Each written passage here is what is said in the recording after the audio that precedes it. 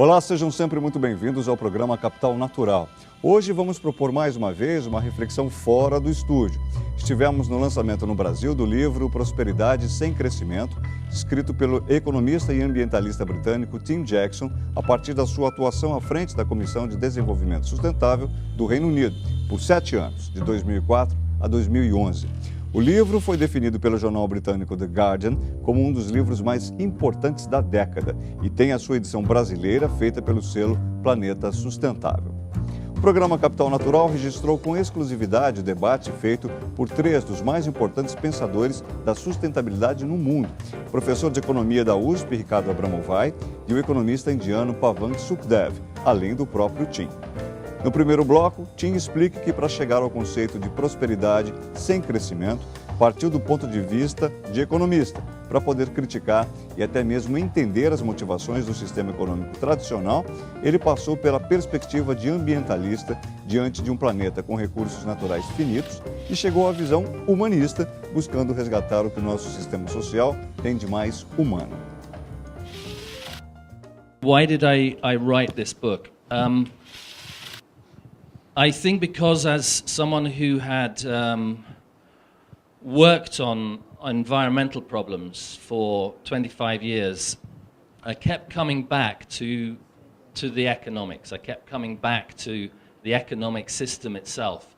I kept coming back to the fundamental challenge that the economic system depends on growth, depends on increasing constantly, and to me, as an environmentalist, as someone with an understanding of an ecology, I was challenged by this idea that on a finite planet it was possible to grow and grow and grow forever, and to have, for example, in 2050, 9 billion people all aspiring to have not just the same amount of stuff that we all have at the moment, but more and more and more of it.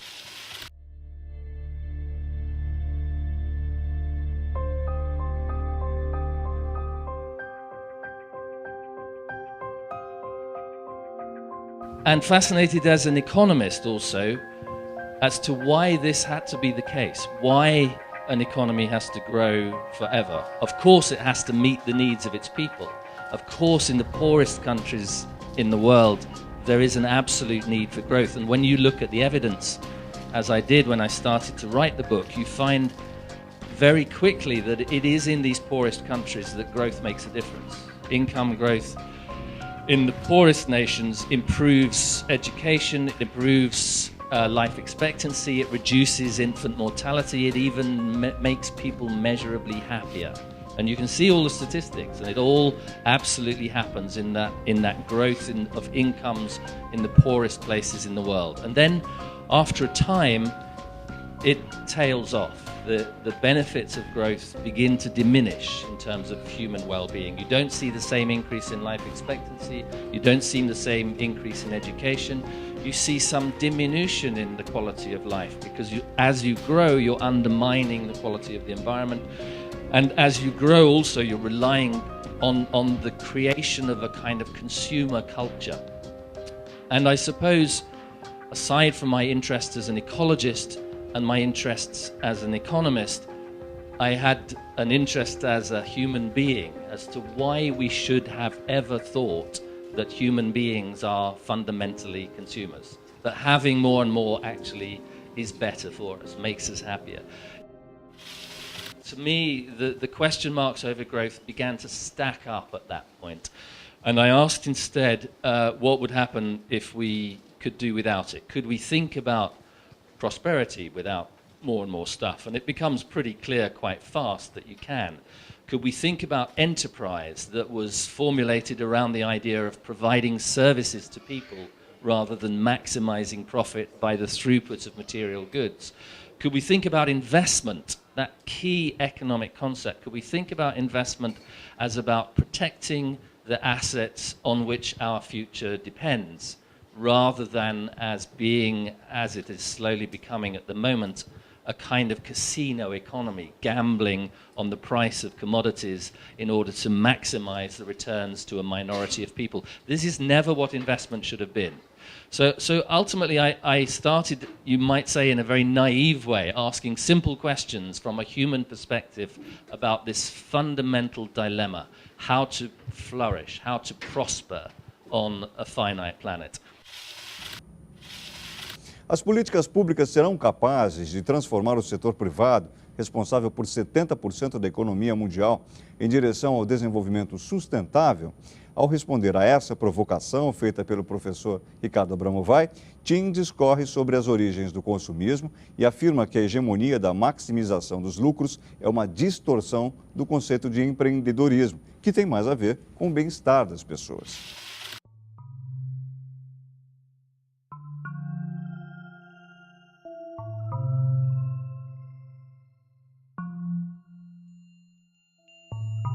Enterprise really matters.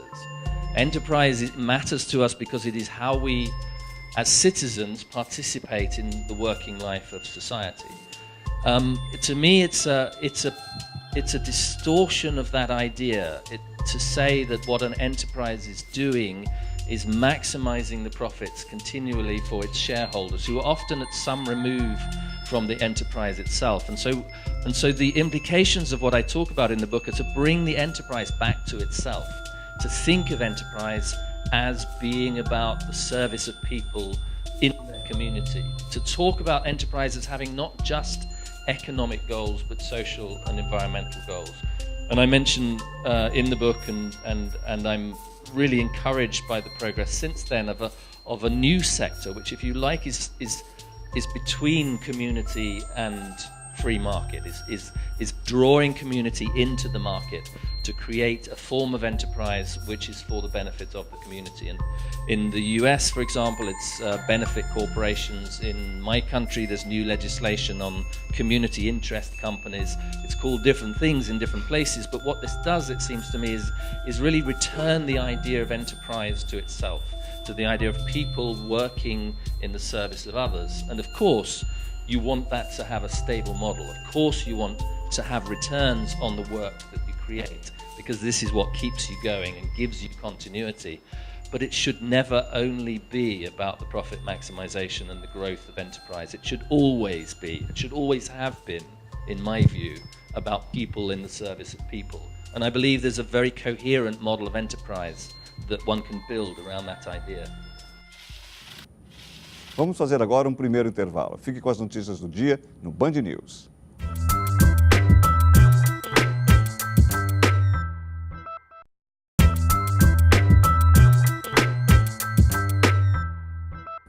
Estamos de volta com o Capital Natural, que hoje acompanha um debate entre três dos principais pensadores do desenvolvimento sustentável no mundo. O economista britânico Tim Jackson, que veio ao Brasil em novembro para lançar o seu livro Prosperidade sem crescimento, e recebeu o brasileiro Ricardo Abramovay e o indiano Pavan Sukhdev. Neste segundo bloco, Tim Jackson conta como, deliberadamente, invertemos a afirmação de Platão, de que a necessidade é mãe da inovação, para criar um sistema em que a inovação existe para criar necessidade de consumo. E propõe caminhos para escaparmos desta armadilha.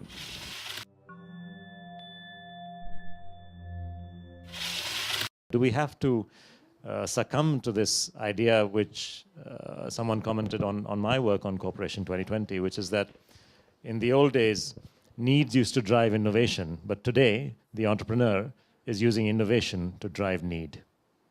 Your thoughts? Yeah, no, necessity is the mother of invention, we have a saying, but actually invention is now the mother of necessity. So, yeah, no, I think that one of the things that I explore in the book, and I think is really important to understand, is how we deliberately created this inversion of logic.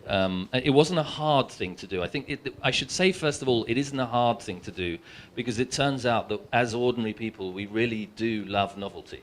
We are like kids in the candy shop. When you give us the latest gadget or the fastest car or the biggest house or the best holiday in the sun, novelty is like a language to us. Novelty speaks to other people. It's a part of how we convey status to each other. It's a part of how we tell each other that we love them. It's a part of how we signal that we belong in a certain group. So it's always had a role in our society. In every society that anthropologists look at. And some psychologists have even argued that it is evolutionary, that it played a functional role in the ancestral environment. It really helped us survive to have an appetite for novelty. But the same psychologists tell us that this appetite for novelty was always in balance, actually. It was a tension in our psyche between the love of the new and the tradition and the conformity of the old. And what we seem to have done in the modern capitalism, modern form of capitalism, is simply to free ourselves from that basis and to rush towards novelty. And I think that it's worth reflecting on how we deliberately created that. There's a wonderful world of softness, a wonderful world of freshness. It's the wonderful, wonderful, wonderful world of Salem cigarettes. This was deliberately created, particularly in the post-war years, 1950s and 60s. And Ernest Dichter, a writer on consumerism at that time, called it the science of desire. And the science of desire was exactly what you're talking about, advertising. It was about how to persuade people to want all the things, the clever things, the new things that our society could now produce. And it's worth taking that one step further and saying, well, in the first place, can we persuade people not to want those things? And I think there is a strategy that says, we've worked really hard at persuading people. Maybe we don't even have to work that hard. Maybe we just have to withdraw some of that pressure to spend and buy and go into debt in order to do so, in order to have ordinary human beings back again. And the one question that is difficult, once I think you have accepted that, is how do you make an economy work when it isn't full of people restlessly consuming, demanding more and more goods? And this is still a challenge, but I believe it's one that can be addressed. Crescimento e prosperidade para pobres e ricos, um dos assuntos mais polêmicos da sustentabilidade mundial. Como deve ser o modelo de crescimento nos países pobres ou mesmo nos países em desenvolvimento? Estamos condenados a praticar os mesmos erros dos países ditos desenvolvidos? Estamos proibidos de fazê-lo?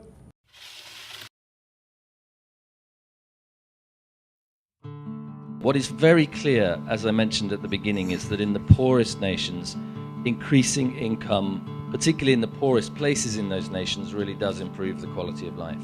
And so that is absolutely clear. And then what is also clear is that for the most developed countries, the incremental increases in income are not making vast increases in well-being and sometimes undermining that well-being. And so it seems very clear that a model is needed in the richest economies first, if you like, which says what comes for us after growth, because there isn't actually enough growth for everybody to have, for everybody to be living the lifestyles that are aspired to in the richest Western economies. It doesn't stack up. It doesn't stack up in resource terms. It doesn't stack up in carbon greenhouse gas terms. It doesn't stack up in biodiversity. It doesn't stack up in fish stocks. Actually, the richness of the rich world is only possible through the poorness of the poor world in as we go forwards. And so the question for the rich world is, what does that model look like and how do we get beyond growth? Now, when it comes to Brazil, when it comes to China, when it comes to India, actually incomes in those countries are moving towards the point, a threshold point, at which those changes occur, at least on average. There's still inequality within the countries, of course. And so the question for countries like Brazil is, where are you going? Where do you go from here? Do you follow this Western model to its extreme, where everybody is aspiring after the lifestyle of the West? Or is there actually something that is more Latin American, that is more indigenous, that is more at home in Brazil, that is more Brazilian, that actually reflects an economy for the future, an economy in which you're not trapped by the Western spiral of debt and work and spend? And Chile, for example, where I was visiting recently, fantastically positioned in the sense of having massive innovation, strong resources, a lot of creativity in the population, and the ability to change the model. And I suppose that would be my encouragement, just an encouragement actually for those countries to build a model that is different from the one that we now, in the richest economies, have to change. In fact, we need to find our own solutions. The question is what kind of solution there is. And that needs very careful thought in terms of, do we maintain our natural capital? How much do we develop our human capital? What kind of income disparities do we try and resolve? Because countries like India, even though GDP may grow, is growing in the typical way in which, as we measure it, is the problem, which is GDP equals corporate profits plus salaries plus bank interest plus net rentals. And a lot of the profits and a lot of the salaries tend to be at the higher end, or they tend to be foreign, which doesn't really help the local community. It doesn't really add value to the local community. That kind of GDP growth, unfortunately, is the one that many countries are still stuck with, especially those which are extracting resources and selling them overseas. Because in that case, the profits are of foreign companies, the salaries are of expatriates, the net interest paid to banks is foreign banks. So they're not really benefiting, actually, from that kind of growth. Now, the question is how to get this new thinking into place, and I think that's where the challenge lies with development. Eu tenho dúvida se a gente pode falar em modelo econômico ocidental, porque se você comparar a Alemanha com os Estados Unidos, ambos estão dentro do modelo econômico ocidental. Os Estados Unidos é uma economia e é uma sociedade que renunciou ao estado de bem-estar. Isso, quem diz é o Jeffrey Sachs, é a sociedade que menos avançou em termos de bem-estar, é uma sociedade que avança de maneira muito hesitante em termos de energias renováveis. A Alemanha é uma sociedade em que a pequena, média empresa é um pilar de inovação extraordinária, etc. Então, eu acho que a questão tem que ser colocada em outros termos, acho que a questão hoje em dia, em plena época de globalização, você criticar esse modelo econômico ocidental, eu não acho que esse seja o caminho. Eu acho que o caminho é você se perguntar para que serve o crescimento. Eu não tenho a menor dúvida que as sociedades que ainda não conseguiram preencher suas necessidades básicas precisam crescer. Mas será que elas precisam crescer produzindo 3.600.000 automóveis por ano, como é o caso do Brasil? Será que elas precisam crescer sobre a base de uma ocupação territorial metropolitana que cria um verdadeiro apartheid territorial? Você cerca os ricos, isola-os da cidade e cria uma vida autônoma, em que eles estão de costas para a cidade. E depois eles vão olhar para a cidade e vão dizer assim, puxa, que cidade violenta, que cidade desumana. Crescer cercando os ricos, isolando-os dos pobres, é destrutivo.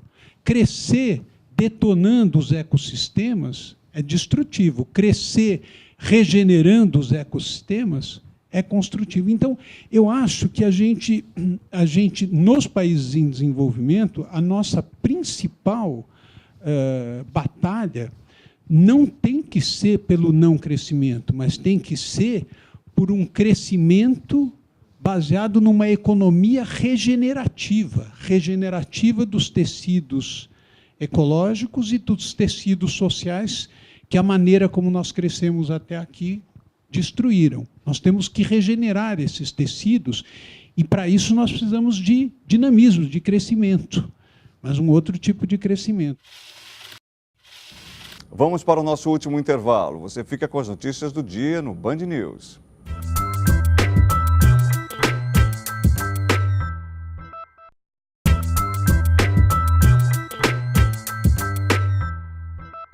Estamos de volta com o programa Capital Natural. Acompanhamos hoje o debate entre o economista britânico Tim Jackson, que veio ao Brasil em novembro lançar o seu livro Prosperidade sem Crescimento, o brasileiro Ricardo Abramovay e o indiano Pavan Sukhdev.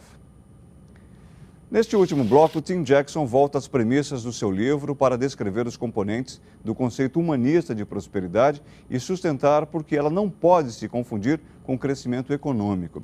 A partir daí, os debatedores propõem novos caminhos para a prosperidade.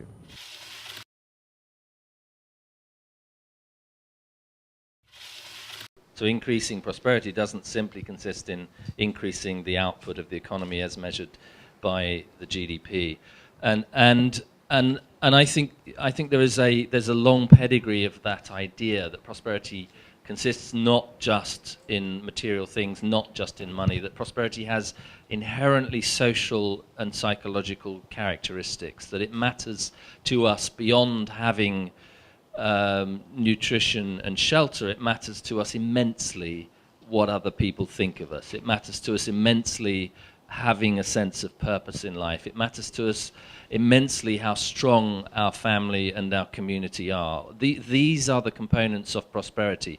And to some extent, my argument is very much how much these are being undermined by this single-minded pursuit of growth. I think the single-minded pursuit of growth, of course, you're right to suggest you have to displace that with other clear objectives, but I think those objectives are clear.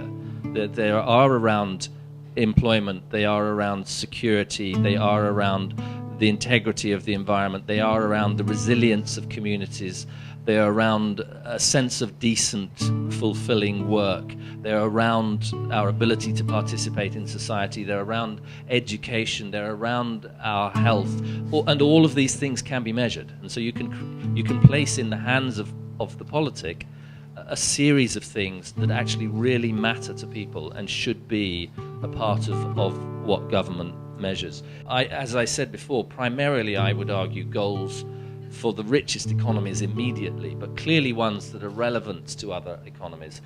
And in the richest economies, one of the interesting things that's happening is that we're getting pretty good at doing the without growth bit. We've seen quite a lot of without growth.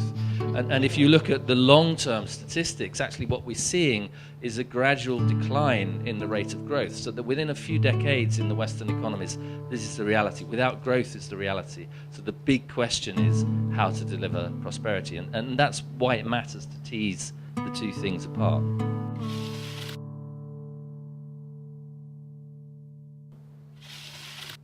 I think corporations as humans is probably an answer, because the CEO has two parts of her or him. She or he is not just a CEO, she or he is a human being.